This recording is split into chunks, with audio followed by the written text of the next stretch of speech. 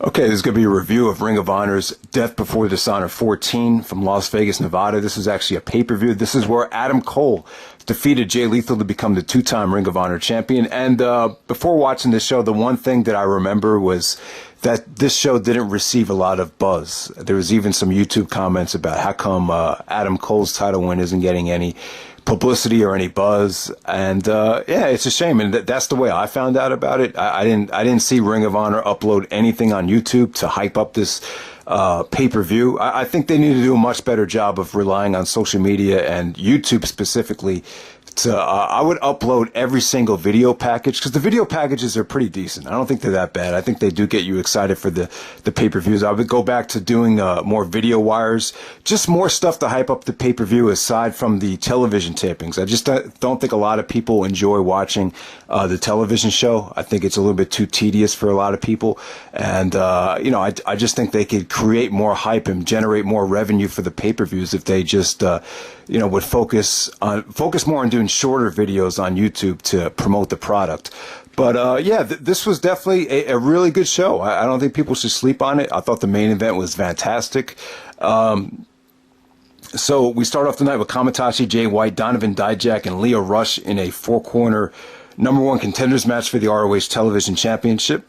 You know, just good stuff here. You get a lot of talent in this match. Lio Rush did a beautiful reverse to Donovan Dijak's choke slam on the outside. He countered a choke slam into a reverse Rana. So that was really cool. Donovan Dijak went over here, but he looked like a beast. All these guys look good. Just as this nice, fun action, never a dull moment. You know, exactly how you want to open up a pay-per-view. And next up, we had Silas Young taking on Shibata in a non-title match. This was solid. This was definitely a really unique mix of styles. You know, Silas Young is kind of like a hick from the Midwest, you know, working class. And then he's kind of going up against Shibata, who's from Japan, who's more serious, who's more, you know, no nonsense. It was just the total opposite of personalities right here, but made for a nice combination. Next up, we had a six-man tag.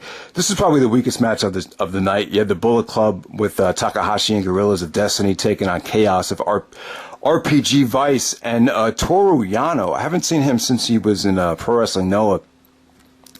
But yeah, this is probably the weakest match of the night. This is just a little bit goofy, but it was still fun, though. I wouldn't say it was as bad as some people made it out to be. Next up, we had a no DQ match, and here's where I thought a video package might have worked. You know, a lot of people like myself haven't been totally engaged in the ROH product this year, but apparently this boiled over into Japan and New Japan.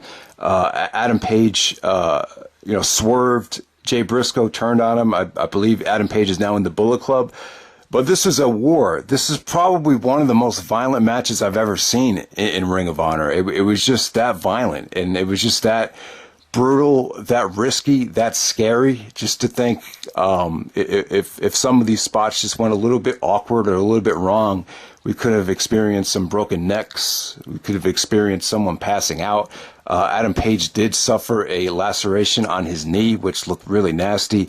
There was a spot in the match where I believe, was it Jay? I think it was Jay. He did a neck breaker to Adam Page while the chair was like hanging on his neck. I was like, God, you got to be skilled and experienced to pull it off without injuring somebody. So yeah, they actually used a rope where they were trying to choke each other out. Brutal table spot from Adam Page. He did his finisher to Jay Briscoe through the table. And Jay Briscoe puts Adam Page over, surprisingly. You know, for Adam Page to go over a two-time Ring of Honor world champion and probably the greatest tag team champion in ROH history. It was a huge win for him. Should be a huge rub for him. I'm not really a huge Adam Page fan. Haven't really paid that much attention to him. He's kind of just been there on the roster for me. But hopefully he can use this victory to propel himself to that next level. Next up, we had Dalton Castle taking on Kazuchika Okada, the IWGP Heavyweight Champion at the time. This show is right after the G1 Climax tournament had taken place, so I could completely understand if they didn't want to book Okada and Tanahashi in these epic, emotional, long matches here. But, you know, at the same time, I feel like Ring of Honor's hands are kind of tied. You know, if you could go back, and I understand this is a new Ring of Honor right now, and it just shows you how much the company has changed. Because if you go back to the heyday, if Gabe Sapolsky had a chance to book, Kenta at a Death Before Dishonor, this is like the equivalent to having Kenta face Colt Cabana in a mid-card match at a Death Before Dishonor, one of the biggest, if not the biggest pay-per-view of the year of the summertime. So that just wouldn't happen. But, things are a little bit different now. So you've seen Okada go up against Dalton Castle here.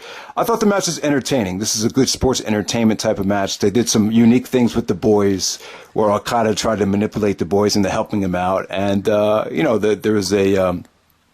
they follow the code of honor after the match. I thought it was very classy. I thought it was very entertaining. Just a nice, good, feel-good match. Dalton Castle is really growing on me, so just really good stuff. But just not the way I would have booked Okada if I were the booker of Ring of Honor, and I had complete creative control and complete freedom. So there we go with that. Next up, we have Mark Briscoe taking on Bobby Fish for the World Television Championship. This is cool because, the video package was very real. Bobby Fish took a lot of shots at Mark Briscoe for not evolving and for kind of being a hang-on onto Jay Briscoe. He said that Jay Briscoe's the better brother, and he's just Jay Briscoe's little brother and hasn't evolved. Mark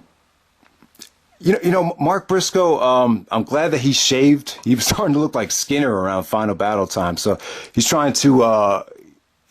come up with a new character. He wants to be kind of like the workhorse of Ring of Honor. Mark Briscoe's singles career has never really taken off yet. And it's funny. It's not like he hasn't gotten world title shots before. He actually faced Samoa Joe back at Final Battle 2003. So it's been somewhat of a process for Mark Briscoe to try to break away from Jay. I don't really ever see it happening successfully, to be honest with you. I know Jay's made a lot of sacrifices to keep the Briscoes together. I just think the Briscoes need each other. I just think it's one of those situations. This match was, I thought it kind of fell flat.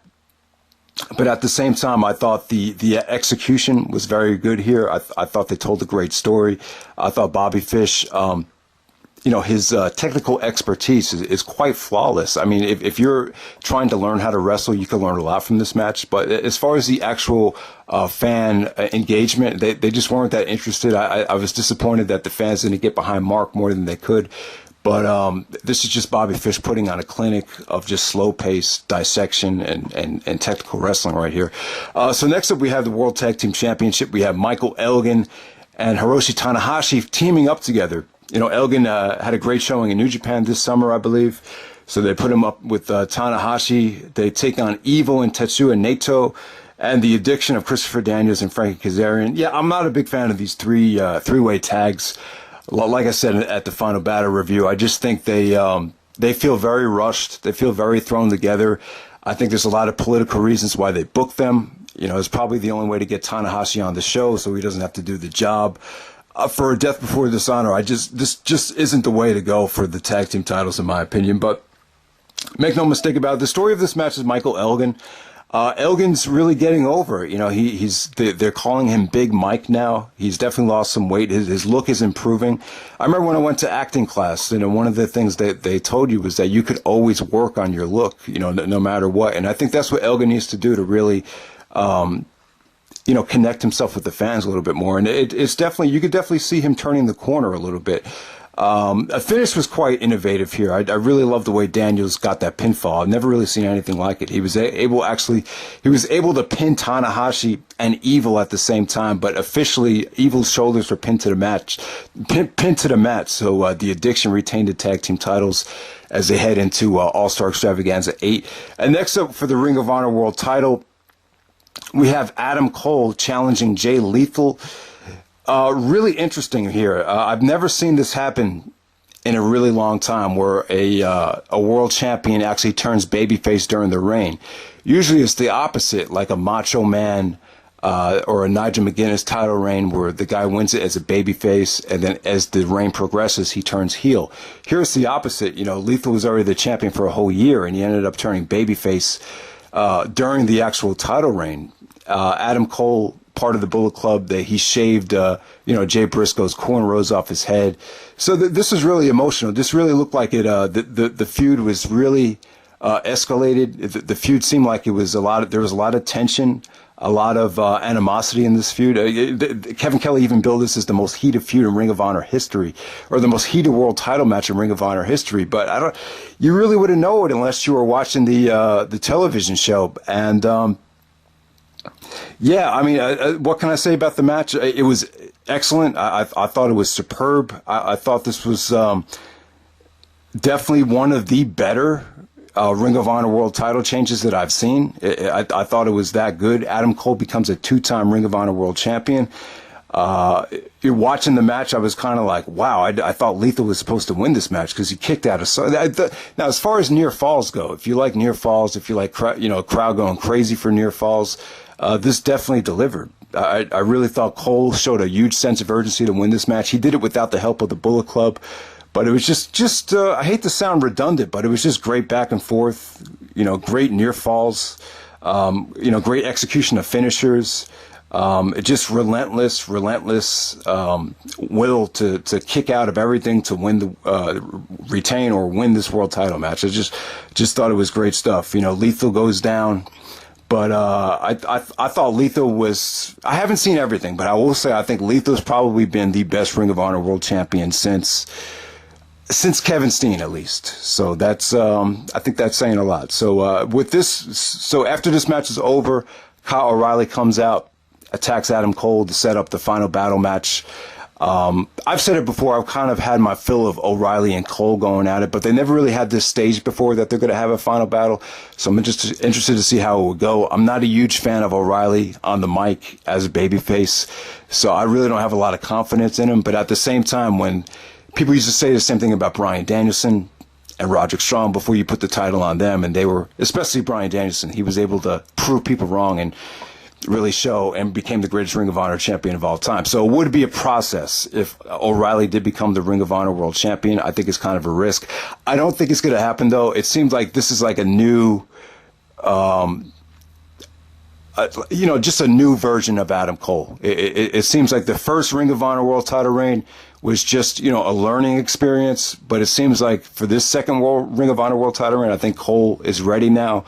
And he's ready to be the man and ready to really, break out and really stand out as a Ring of Honor world champion. I just think it's going to be a much better title reign for him. So I probably see Cole retaining that final battle, but we'll see what happens. It should be a great match, a fight without honor.